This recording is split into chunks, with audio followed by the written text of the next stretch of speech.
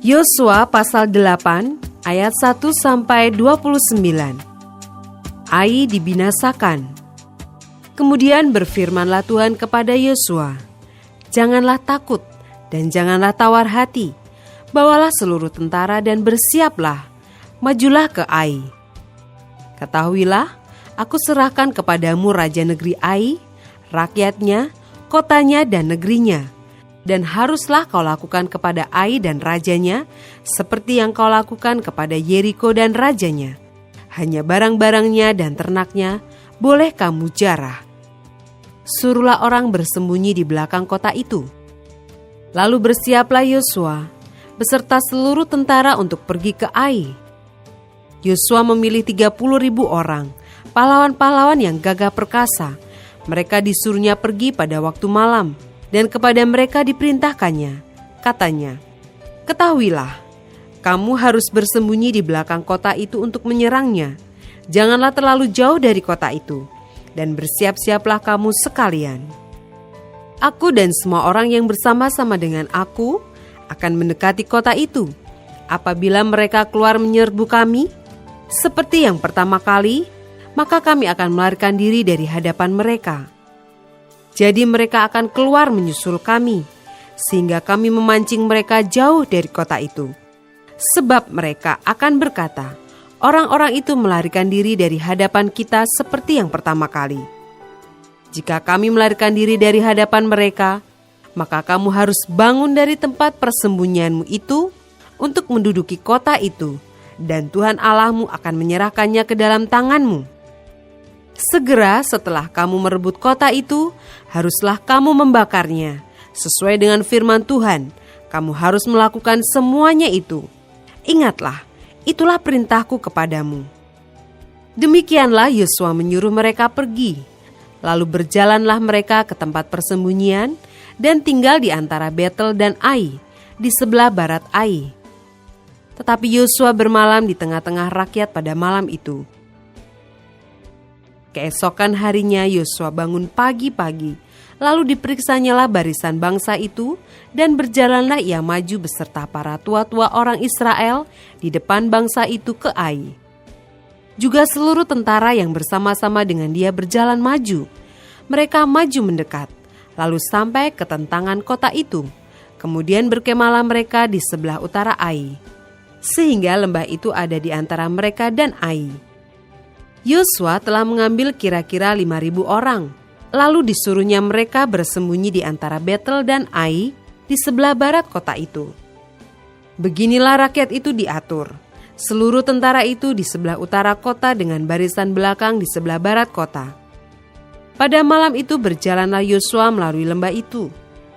Pagi-pagi ketika raja negeri Ai melihat hal itu, maka ia dan seluruh rakyatnya, orang-orang kota itu, segera keluar berperang, menyerbu orang Israel ke lereng di seberang dataran itu.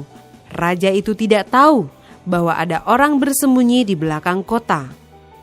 Yosua dan seluruh orang Israel itu berlaku seolah-olah dipukul mundur oleh mereka, lalu melarikan diri ke arah padang gurun. Sebab itu semua orang yang ada di kota dikerahkan untuk mengejar orang Israel. Maka mereka mengejar Yosua, sehingga makin jauhlah mereka terpancing dari kota.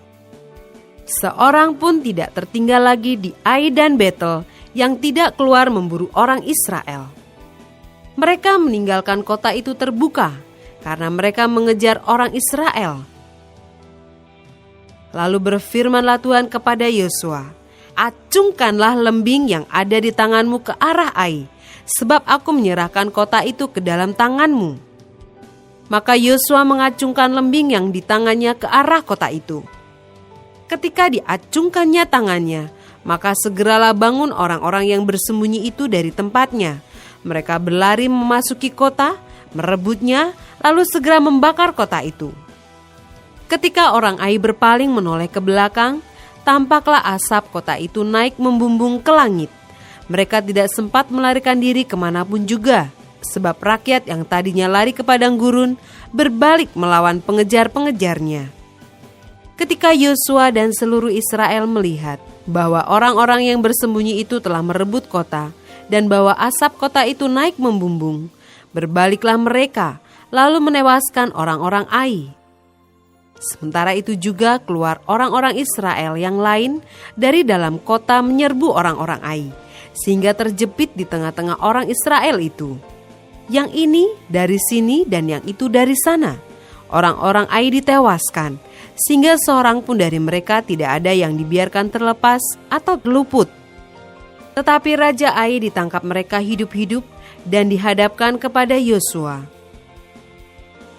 Segera sesudah orang Israel selesai membunuh seluruh penduduk kota Ai di padang terbuka, kemana orang Israel mengejar mereka, dan orang-orang ini semuanya tewas oleh mata pedang sampai orang yang penghabisan, maka seluruh Israel kembali ke Ai dan memukul kota itu dengan mata pedang.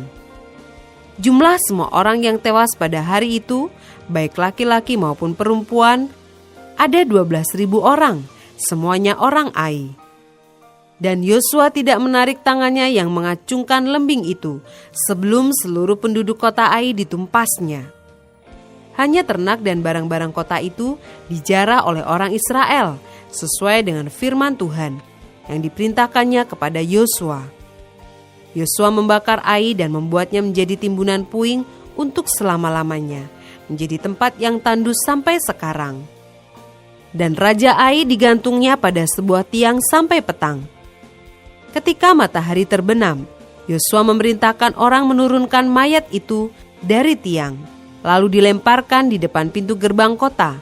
Kemudian didirikan oranglah di atasnya suatu timbunan batu yang besar, yang masih ada sampai sekarang.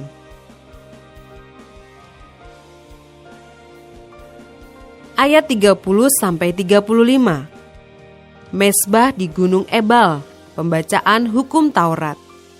Pada waktu itulah, Yosua mendirikan mesbah di Gunung Ebal bagi Tuhan Allah Israel, seperti yang diperintahkan Musa hamba Tuhan kepada orang Israel menurut apa yang tertulis dalam kitab hukum Musa. Suatu mesbah dari batu-batu yang tidak dipahat, yang tidak diolah dengan perkakas besi apapun. Di atasnya lah mereka mempersembahkan korban bakaran kepada Tuhan dan mengorbankan korban keselamatan. Dan di sanalah di atas batu-batu itu dituliskan Yosua salinan hukum Musa yang dituliskannya di depan orang Israel. Seluruh orang Israel, para tua-tuanya, para pengatur pasukannya dan para hakimnya berdiri sebelah menyebelah tabut, berhadapan dengan para imam yang memang suku Lewi, para pengangkut tabut perjanjian Tuhan itu, baik pendatang maupun anak negeri. Setengahnya menghadap ke gunung Gerisim, dan setengahnya lagi menghadap ke gunung Ebal, seperti yang dahulu diperintahkan oleh Musa hamba Tuhan apabila orang memberkati bangsa Israel. Sesudah itu dibacakannya lah segala perkataan hukum Taurat, berkatnya dan kutuknya, sesuai dengan segala apa yang tertulis dalam kitab hukum. Tidak ada sepatah kata pun dari segala apa yang diperintahkan Musa yang tidak dibacakan oleh Yosua kepada seluruh jemaah Israel dan kepada perempuan-perempuan dan anak-anak dan kepada pendatang yang ikut serta.